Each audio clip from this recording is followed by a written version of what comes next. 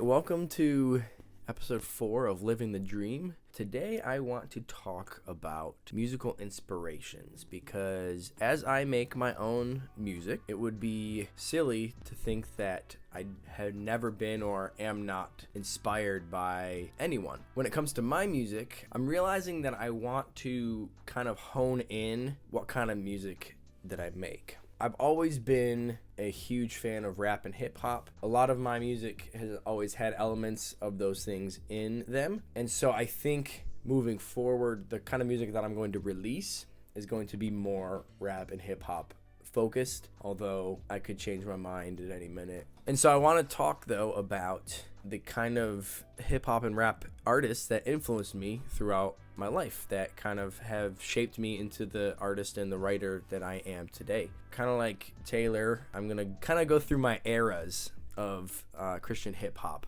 So these are my Christian hip hop musical inspirations. The first era is the elementary era. At that time, some of the first rap artists that I was listening to included KJ52. I listened to a lot of his albums. Another artist that was pretty big for me was Toby Mac, specifically his Diverse City album. If I looked at the lyrics, let's see. Yeah.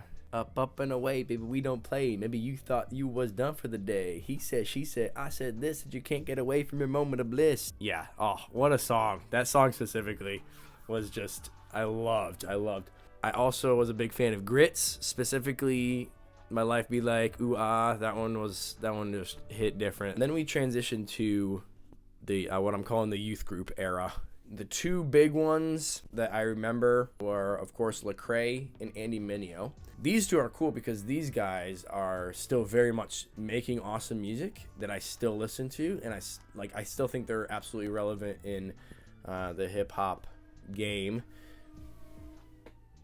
Jeez, what's happening out there? I don't really listen to KJ as much. I don't listen to Toby Mac or Grits, but Lecrae and Minnie are still very much up there for me. College era, I got into a few different artists. One of them currently is my top inspiration when it comes to the kind of lyrics that I write, and that's the group Beautiful Eulogy. I just really appreciated how theological and praise-like their lyrics were. I think I struggled with writing for a long time because I felt like a lot of people are writing about their lives, which is awesome and good. I didn't really have anything interesting to write about when it came to my life. And so Beautiful Eulogy was big because they gave me a lot of inspiration when it came to just, listen, my life is completely dedicated to following Jesus. And so, hey, if my life isn't that great or interesting, the God I follow is. Another big one in college was I got into NF, who absolutely just tears it up, dude. I can't even describe it. But fun fact about him is that I was part of a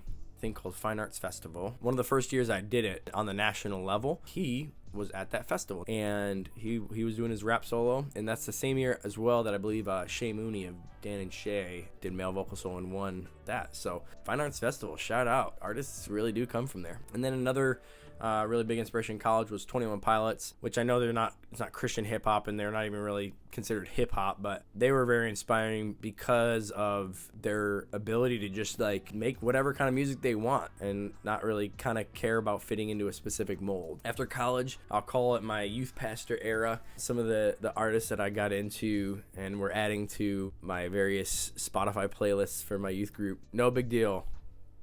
Oh, I love him so much. I cannot express how awesome and amazing he is. I got to see him in concert. He was opening for Lecrae and Andy Mineo, actually. And that's where I really got into him and just fell in love with his music. KB also, he's been around for a while as well, but that's kind of where I really started to discover him. His album, Today We Rebel, and then onwards, His Glory Alone, all that, like, really appreciate what he brings to the table. And then also the artist Scooty Wop, who's the last few years his career has just skyrocketed, which is really cool to see because I met him at a leadership conference thing where he was a student at the leadership school that was putting it on. He went by Lil Sco at that point, and I met him and just immediately saw talent. Not that I have a real gauge for that, but I just knew he was like good, and so made sure to add his songs to my playlists and was following along with him. And then he became Scooty Wop, and then he just kind of blew up recently, especially with his spin back song. It's just cool to be able to have known and seen someone's career from like nothing to what it is now. So cool to see. And so yeah, so those are some of my inspirations that kind of fuel me and inspire me to make the kind of music that I make now. So now we are in the blakeis era. I'm just excited to just continue to write music and put stuff out. I've got 2 hip-hop EPs planned for this year to come out.